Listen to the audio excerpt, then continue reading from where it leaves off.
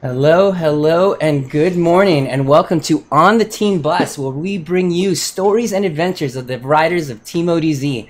Each episode, we're going to try to hear from one of our team members and get to know them a little bit, and just hear some stories from on and off the bike. Today, we're here with David Bussey, this way. Good morning, Dave. How are you today? Good morning, Jason. I'm great. Good, good, good. All right. So if you don't know David Bussey, I don't know how you would be riding on Zwift with Team ODZ and not know David Bussey. But let's see if we can get to know him today. So Dave, let's start off with the question of how did you first come across Team ODZ? Well, and by the way, I've been Mr. Fantastic on ODZ for probably A long it's got to be a year now. Whenever Yeah. when the superheroes Yeah. race was, Oh, which was we're not allowed to be superheroes though. Remember? I know. I mean, someone has to lose. Um, well, I was on Zwift in the beta, back on the little 3 Mile Island, Oh yeah.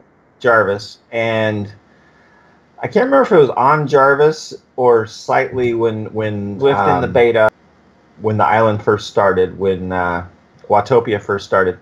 But I got a text from a guy down in California. I think his name was Jason or something like that. I do remember this. saying, hey, we're trying to put together like a group ride. If you want to join us, it's Tuesday mornings at 5 o'clock or whatever, to 5:15 or whatever time it was. And I mean, I was basically like, well, okay, there's like 6,000 of us, why not? Sure. So back in the day, no events, no anything, just meet up at the line at this time, no join with, no ride with, nothing. And we just went out and rode. It was a fun start. Yeah, I mean, those are back in the days where, yeah, we were still, we were using TeamSpeak to chat in between. I remember that. Yeah. We were riding Coffee Ride. Or I'm not even, or was TeamSpeak even a thing then? It probably wasn't. I mean, it was all messaging. It might have been. It was all messaging. Yeah, we had, I mean, literally, Zwift was still infant. Yes. Or maybe it is. Maybe it still is. Maybe it's Maybe it is. Maybe it is. Excellent. Yeah. So, all right. So we've got that, and I know you are a ride leader for us, and you've got one of the prime spots here. Tell us a little bit about the ride that you lead here with us at Team ODZ. Well, I do the Friday ebb ride, and it was not my ride to begin with. William. Some people know him as Will I Am. Yeah. Started the ride a long time ago, and basically he started it as sort of an easy pace, sort of a precursory warm up for the weekend ride, whatever you're going to do on Saturday. So not something to blow yourself up, but something to do a couple of leg openers with some short sprints and stuff like that. And it just, he got busy, and it started out, hey, can you do this a couple of times? Hey, let's switch off every other week. And eventually he just got really, really busy. Yeah. And unfortunately, he's not around as much anymore. That Every once in a happens. while, he'll pop in. Yeah, that happens. Well, we've got this. But yeah, so it's been going on for about 2 years, I think, 2.5 years. I mean, it's been a while. Yeah, it's a great ride. I know riders really enjoy it. One of the things for all of our ride leaders is the pace is definitely as advertised. So riders do love to go for that. And I know the 1K sprint is something that you can always find on the ebb ride, right? Yeah, that morphed out of London, I think, is the first we did, and it was myself, Matt Roth. Andy, I think, was in on it, and it was just like, hey, we got this 1K banner. What happens if on the final lap we just see what happens? I like it. And speaking of Andy, he is on live with us, and he's saying that the ebb is the second friendliest ride on Zwift. Yeah, I've heard that. Very cool, very cool. All right, all right. So some of the stories that I wanted to bring Dave on today for is Dave does a good amount of cross riding, and there's been a lot of talk in on the page as well as kind of in the training lab as far as endurance lab is concerned. And I wanted to bring kind of an everyman's cross rider. A lot of times you'll hear stories from the front of the pack or kind of like these pro level riders. And I wanted to have someone with a good amount of experience to kind of just drop some knowledge here on us and about cross. So Dave, maybe could you tell us a little bit about the history of you and cross riding, kind of how you got involved with it and kind of how you understand what it is for riders, because I know you've been doing it for a good amount of time. So basically, you brought me on as that. Was that a compliment? Yeah, it was from the mid pack. Yeah, from the mid pack. We don't want to know it because that's where. Yeah. Okay, yeah. So basically, just a small history on myself. I used to be a lot larger than I am. I used to weigh about 260 and blew out both my knees in like 06, 07. And could have had surgery, didn't. Picked up the bike again. In college, I rode my bike all the time. That was my primary mode of transportation in Santa Barbara. Got married, had kids, got loungy, got fat. Santa Barbara stories is a whole another podcast, isn't it? Huh? Yeah, we'll do that one later. So basically, decided to get back on the bike. I mean, it was so bad. The first ride I did was about 8 or 9 miles, and it took me 45 minutes, and I was ready to die, throw my bike in the woods, and just walk away. But I didn't. I rode the next day. So I'm at work, and a guy says, "Hey, you're into cycling, right?" I said, "Yeah." And he said, "Well, there's this event that I went to. It's a bike race, but it's kind of cool. You might enjoy it." I'm like, "Oh, really? What's that?" He's like, "Well, it was out at the fairgrounds, and they rode their bikes through barns and gravel and dirt and grass and barriers. You got to pick your bike up, and just every weird concept you've heard about cross." I was like, "Really? That sounds kind of cool." And I was kind of like, okay, well, that sounds like something I could do. Like, I hadn't really done a road race, hadn't done a mountain bike race, in fact, I sold my mountain bike to get a road bike because I wanted to go faster. So, like everybody, you go one way or the other. Right. So I said, "Oh, that's cool." So the place I worked, there was a race in the evenings that was about 3 miles from where I work. So I was like, well, I'll go take a look at it, watch it, and see how that looks. So I went and watched the first one. I'm like, yeah, that looks really fun. I think I could do that. So I can't even remember when I got the bike. I can't remember if I already had purchased the bike or was in the process of getting the bike. So that was like probably in 2010 maybe, I would think. I'd probably been riding about a year and a half back on the bike. And so, yeah, just decided to start, and it was great. I've probably done about 140 races in those 8 years or so. Wow.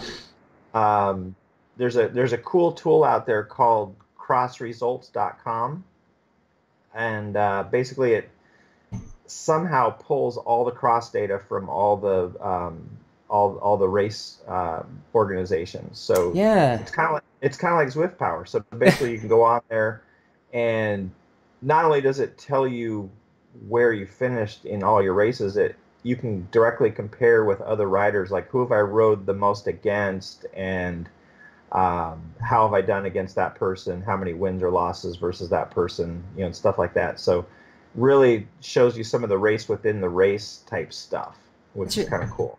That's really interesting.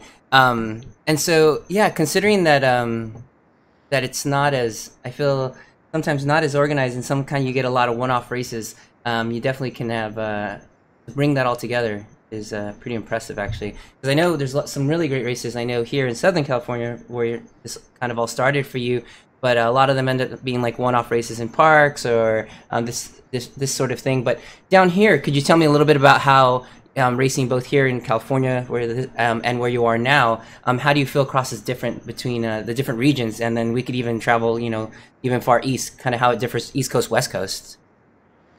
Well, there's data from all the for whatever reason. Well, I never raced in California, but I have looked at the cross scene down there a little bit.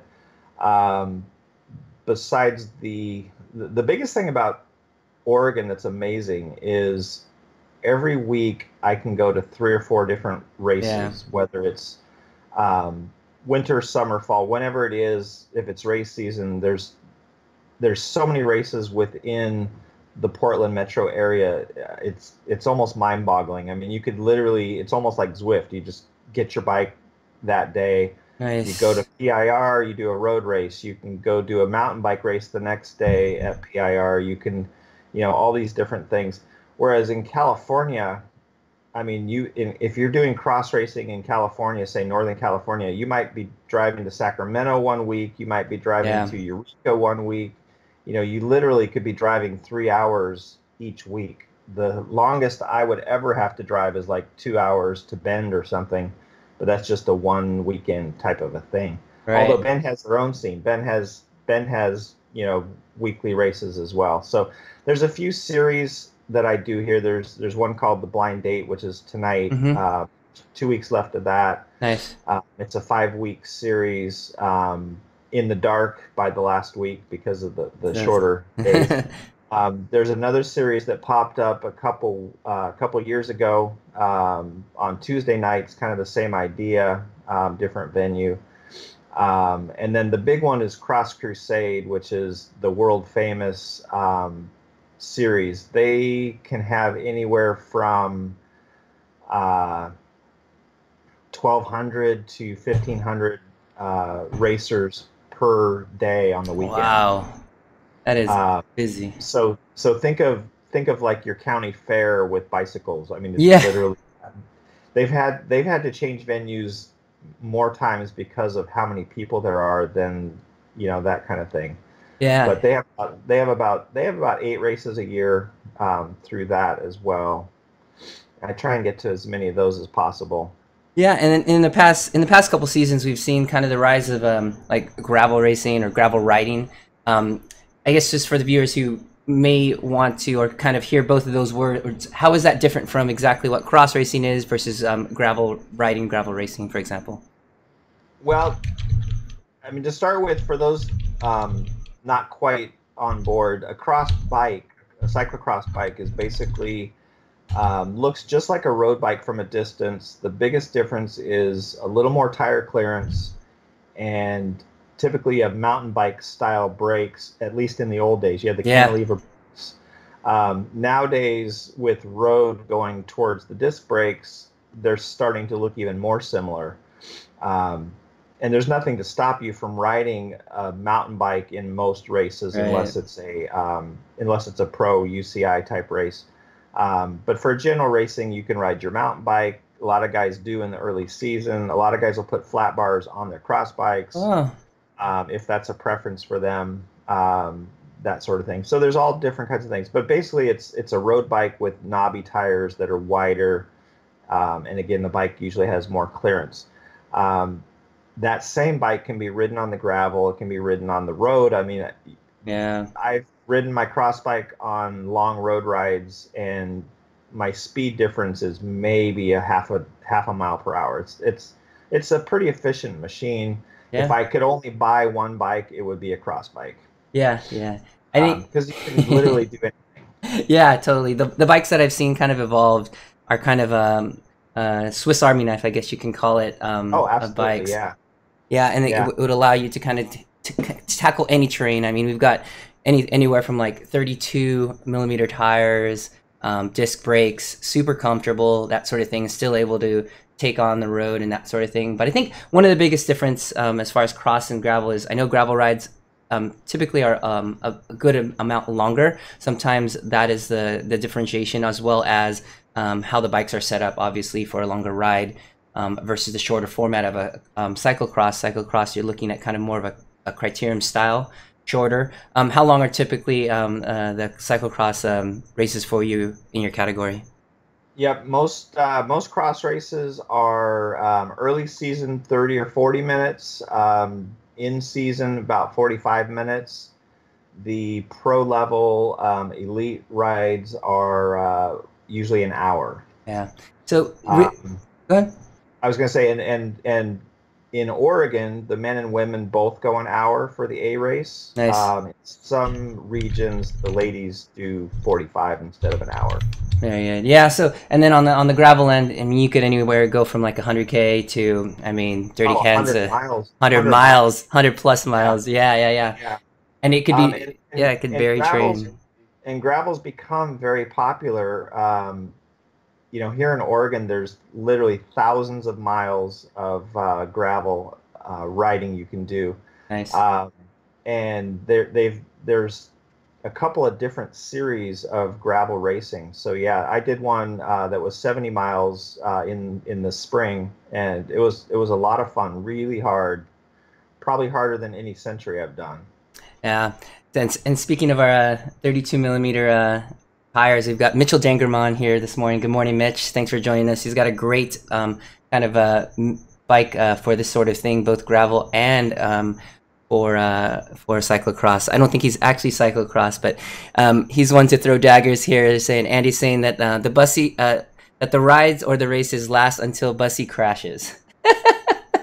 I believe that's Chris you're talking about. That's a Haskell thing. He has videos to show it. This is true. This is true. And then Mitch says, don't forget, cyclocross has a drinking of good beer afterwards. So that's part of that culture. So I guess that is a good conversation to have. Like, how is the culture different between, crit type racing, road racing versus the kind of gravel and cyclocrossing? I know that's one thing that really draws people, kind of that different feel. Oh yeah. The cool thing about cross racing, not only do you see the same people week by week, each race you go to, it's really more of a carnival type atmosphere. So people will show up and watch 3 or 4 races after they're done racing or Yeah. before they race. So it's really fun. One of the most famous parts of cyclocross is the heckling. Yeah. The heckling can be ridiculous. It can be crazy. Usually it's pretty clean. Oh, um, you've posted some unless pictures of pretty, like, was it around Halloween time? It gets pretty creative over there. and they do Halloween races complete with costumes. That is ridiculous as well. There was one year a guy rode the course for 45 minutes with a giraffe outfit complete with a 10-foot neck. I don't know how he had that cantilever, but ridiculous. Yeah, yeah. All right. So shifting gears a little bit, as far as training, do you feel that your training is different for road versus cyclocross? Um, You know, Not particularly. I've done a lot of the training that I have done over the years, whether it's been for a century ride or um, endurance is the biggest thing. I've used a lot of the Chris Carmichael training Mm-hmm. plans, the Time Crunch Cyclist. Yeah. Um, can't disregard those at all. I've even input some of the workouts in Zwift, and they work great. On there much better than the old days, just listening to headphones and Yeah. scribbled notes as far as your times and effort levels and whatnot.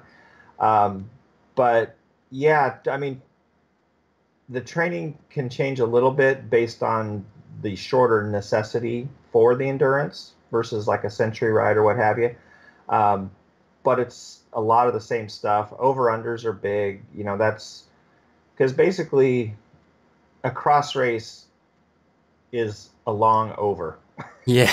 Over, There, there, over, there's over, not, over is what I hear. there's typically not an under. I mean, maybe you'll get a small downhill that you can kind of, but someone's always going to be going over on the part you want to rest. So, there never is really a rest.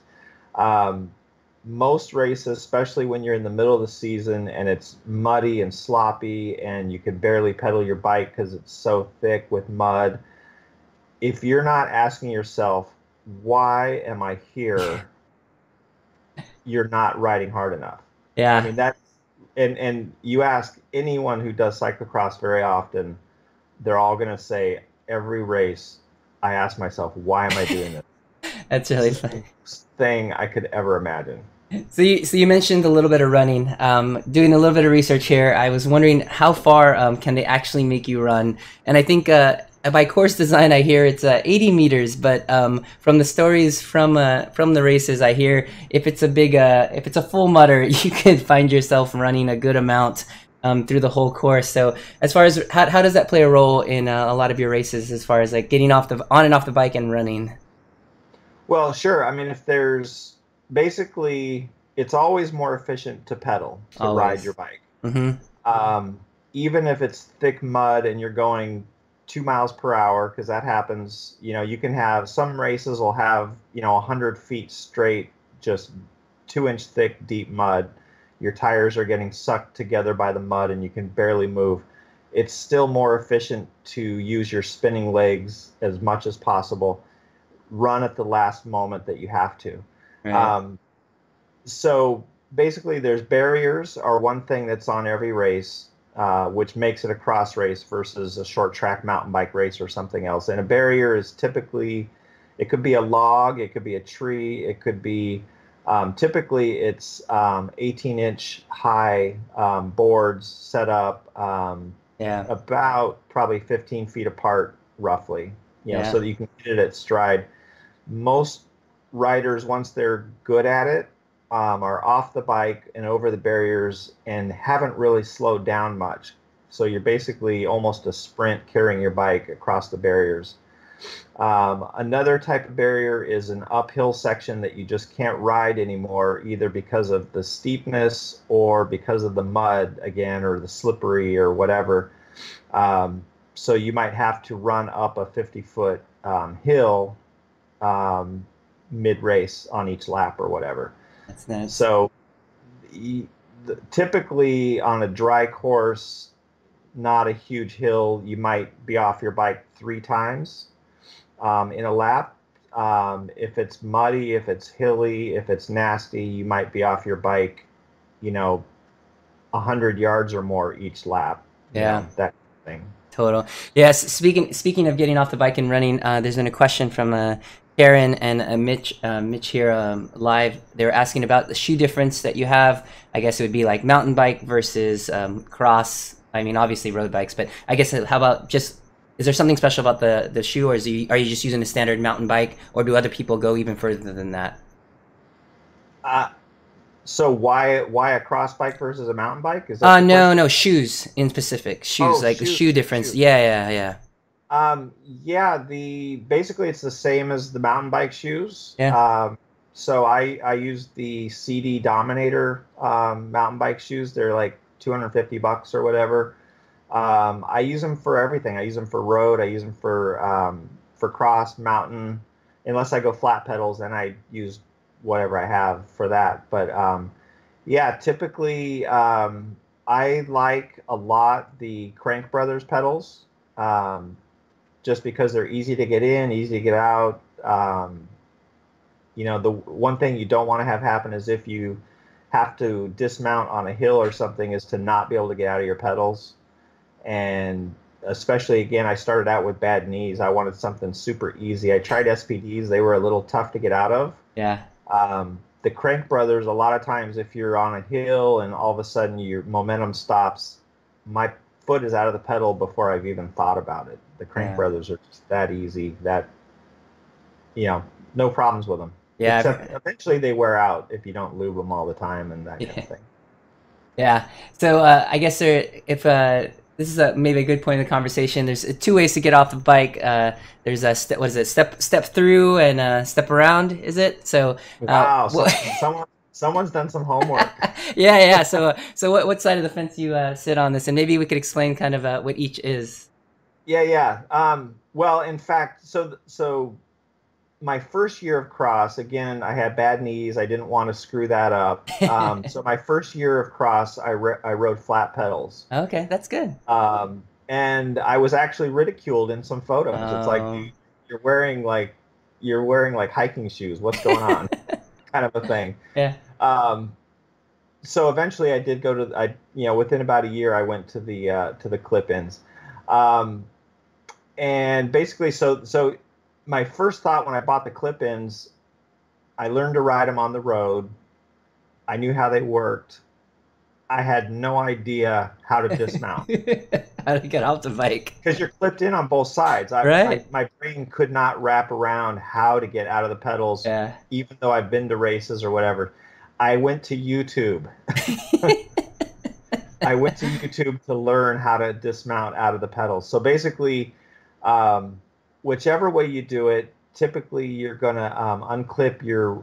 Most people take their right leg off first Hmm. and then get off on the left side of the bike, which I think is the same side as a horse. It's been a while, but I believe it's the same. I I think believe it's the so. same side. I think Yeah. so. You don't want to startle your bike. That's the thing. You want to do it Yeah. the same every time, No bucking so that bikes. No bucking yeah, bikes. you don't want to startle it. Um, so basically, you unclip your right foot, and if you're coming up to a barrier, you can and you're coasting, say like down a little hill or something. You can unclip well before you get to the barrier or the hill or whatever it is. So basically, you unclip, you pull that leg off over your saddle, and then basically as you mentioned, there are two options. One way, and this makes no sense, but it does work, is the through method that you mentioned. A lot of the racers I've seen will do that, like Tim Yeah. Johnson and stuff Hmm. like that. Hmm. And basically, you run that right leg between the bike and your left leg. Yeah. And again, you're like, how is that even going to not result in a horrible crash? It works. For whatever reason, it twists your other foot and it pops out. The other method is to run that right leg behind your left leg, and basically that forces your left leg to twist out and pop out of the pedal automatically. Either way, I do it behind. It just seems easier for me. Neither way is right or wrong. Yeah.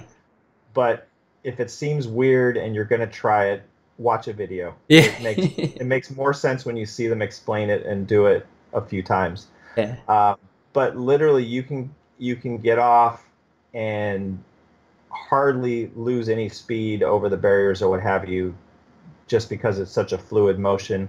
And then you're back on the bike. You're still rolling with your momentum and back in the pedals and gone. The hardest dismount is actually um, if you lose momentum on a hill, Hmm. because basically you're just there's no real easy way, especially if it's an off camber hill, which they have plenty of those, and you're on the wrong side of the camber to get off on the right side or whatever. Yeah. Yeah. Uh, Yeah. it can get like your brain's like, okay, how am I doing? And you have to do all this on the fly, and that's where pre-writing comes in handy Yeah. sometimes. Right. Yeah.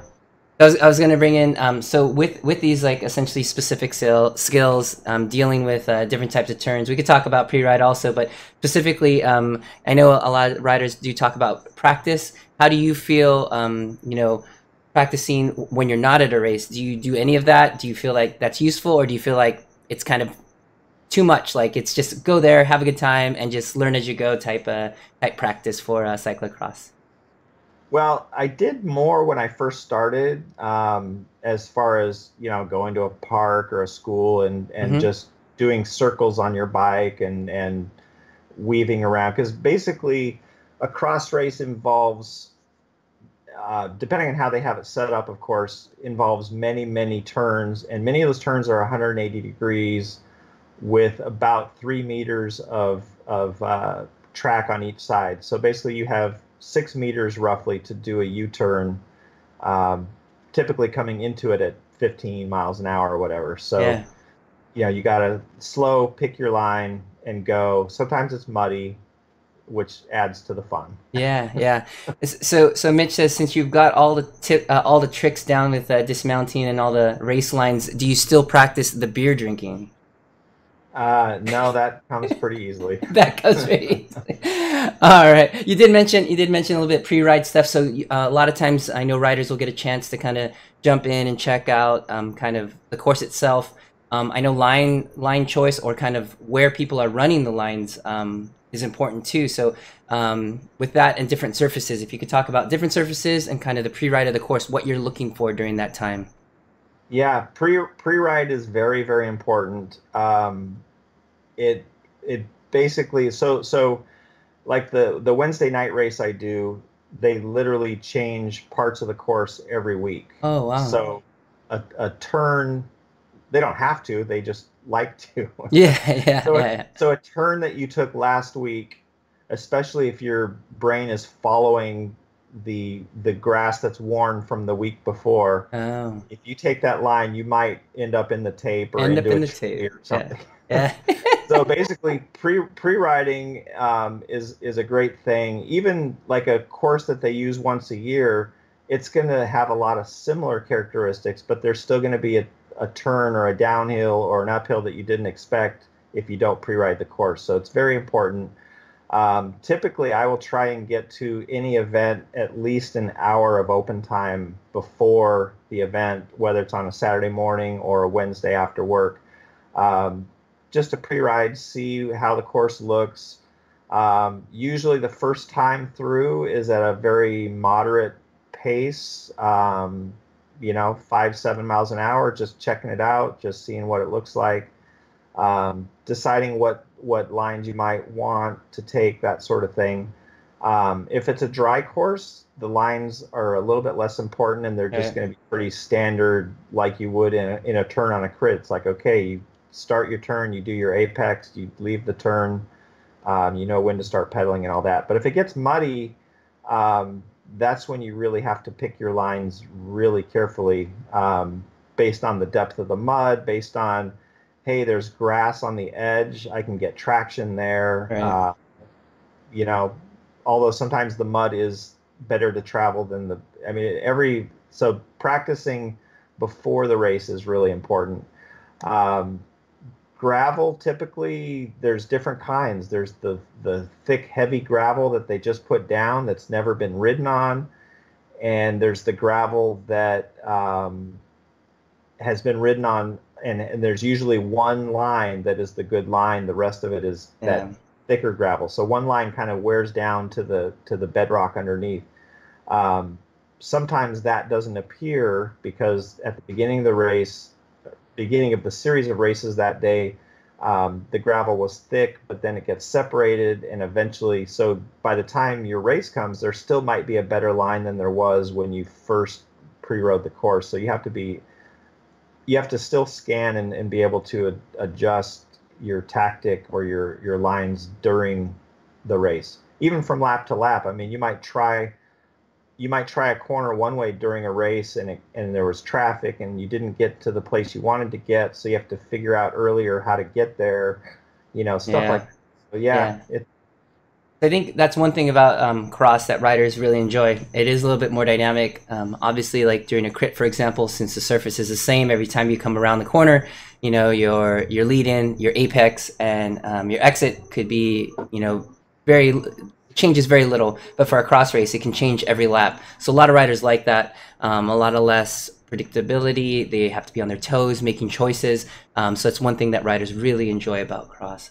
One thing I did want to bring up and ask about is about nutrition. How is it for you? What is your tips and tactics as far as like before, during, or even after? Obviously, we talked about beer being a big part of the culture, but before and during, because the rides are short. What is your kind of approach to it all? well, typically, on a weekend race, I will start my morning with big bowl of oatmeal with pecans and craisins and brown sugar and cinnamon Oh, and I think all the I've good seen stuff. this. I've seen this. Yes, the really good stuff.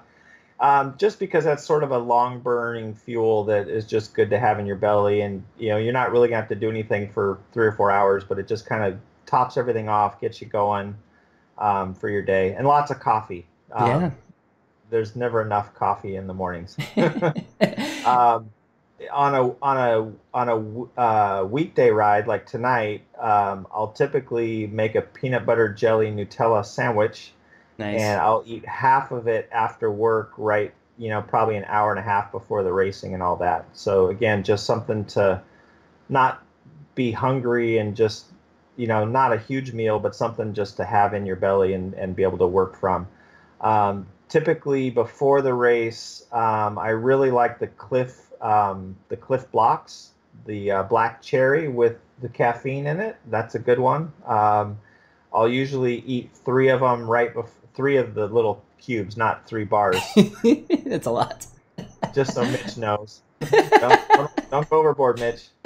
Not yeah. So I think we've had that. Yeah. Like half the package, 3 of them, maybe half hour, 15 minutes before, and then the rest of them either right before, or even sometimes I'll do it during. I'll just grab them out of my pocket or whatever.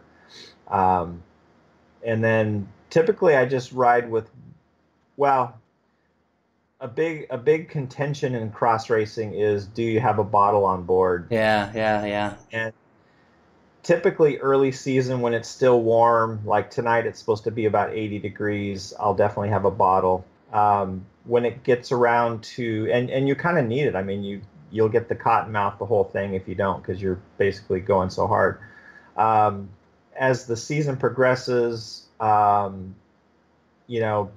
3 weeks from now, I probably will take the bottle cage off the bike totally and won't have a bottle at all. So just depends on the race, the conditions, all that kind of thing.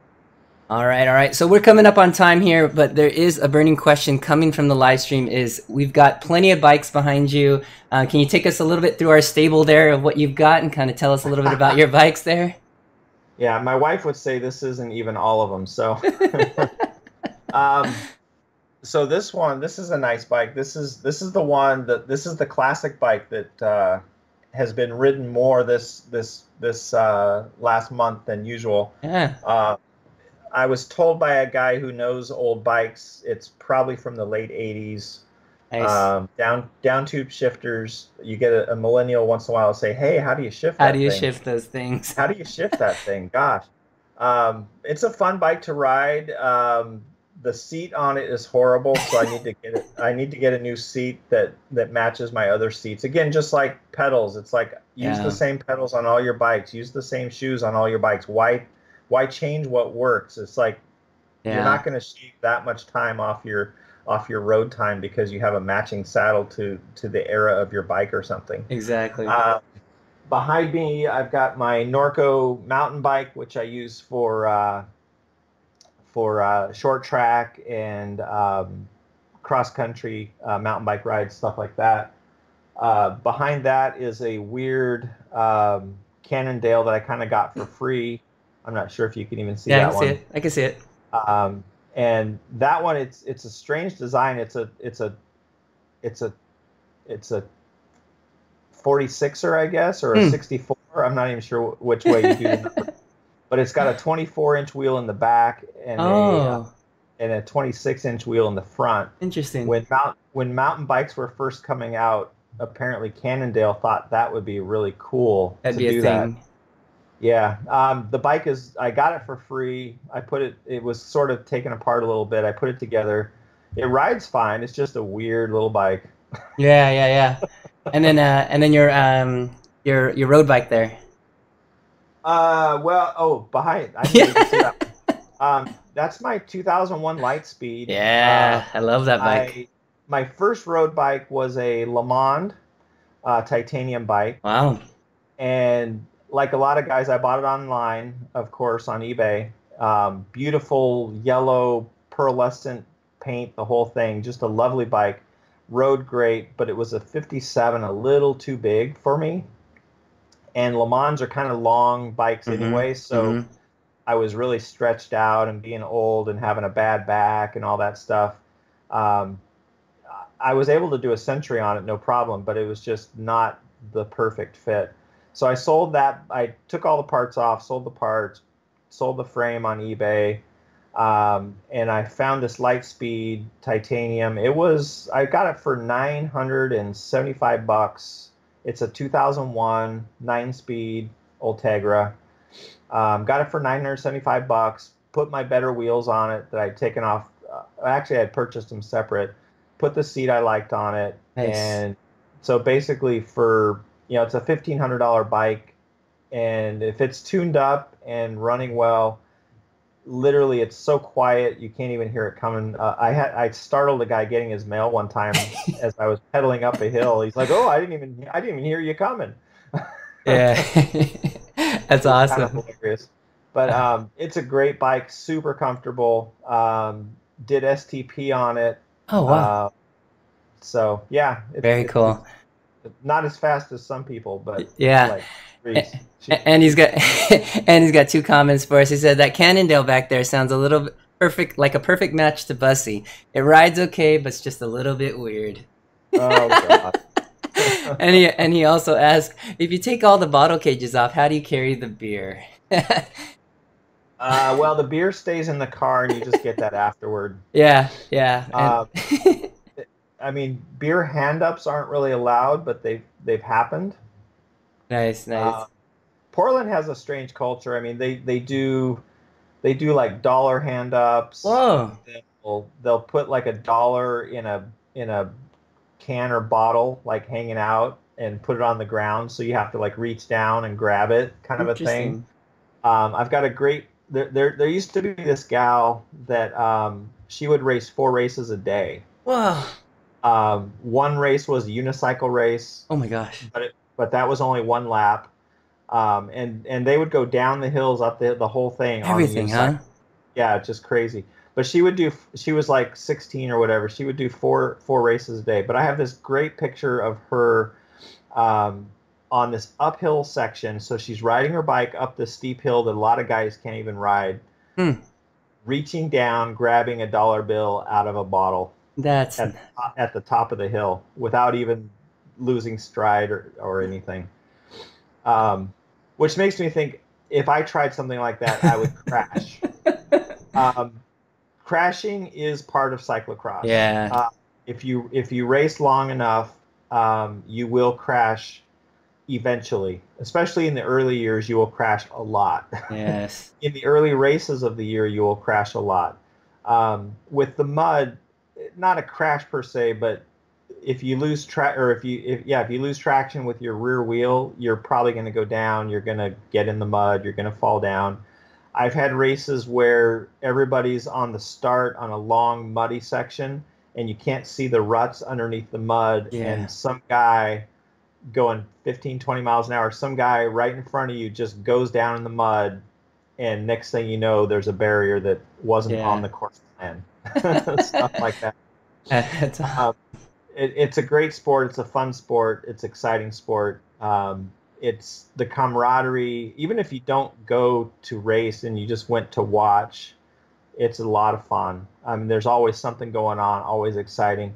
Also, if someone wants to know more about cross and has no idea what it even is like and can't get to a race easily or doesn't want to go out and get their shoes wet or dirty, there's a great movie that you can actually get on YouTube right now. Tim Johnson is one of the best cross racers there's been in the last 15, 20 years or whatever. There's been probably 5 or 6 ultimate racers. He actually did a movie that was basically a season of his cross racing hmm, series, and it's called the Nine Ball Diaries. And if you watch it, you'll figure out what that means. Basically, his kit. He was a solo team guy. He didn't have a big team. He was just basically by himself. And his kit had 9 balls on it, like from pool. So interesting. it's called the Nine Ball Diaries. It's a great movie. It's pretty short. It's like 45 minutes maybe, but it goes through everything cross that you could imagine. Every question you might have. It's a documentary. It's a really good film. That's awesome. Yeah, we definitely have to check that out. I actually haven't seen it myself, so awesome. I do want to respect your time and thank you for that. So again, thanks everybody for joining us today here on the Team Bus. This is our first episode here with David Bussey. Where I think we're going to be titling Cross is Coming. I know that's a big thing in cross. So it's definitely here. The weather's starting to turn. The temperatures are starting to change. But it's always the same here in California. So I don't know what that's all about. But if it's your first time... You're doing a race this year, right? That's you know, I always try to do one. There is only a handful out here. Like you said, it takes a good amount of driving. I do have thought about taking my mountain bike out to do one. And there is one in Redlands, which isn't too far away. So, you know, Andy was asking just now, same question, and you always ask me every year, you know what, I really would like to try it. So picture or it didn't happen. Exactly. All right. So if it's your first time listening here to On the Team Bus with us and like to hear more of content here from us at the Endurance Lab, just head over to your favorite podcast app. Search Endurance Lab or head over to YouTube and the same. And don't forget to click subscribe. If you're looking for more information of when the next lab is, head over to endurancelab.fit to learn where you can join us to train smart and get results. Thanks for joining us, Dave. We really enjoyed it today. Get muddy. Get your what? Good night. Get muddy. Get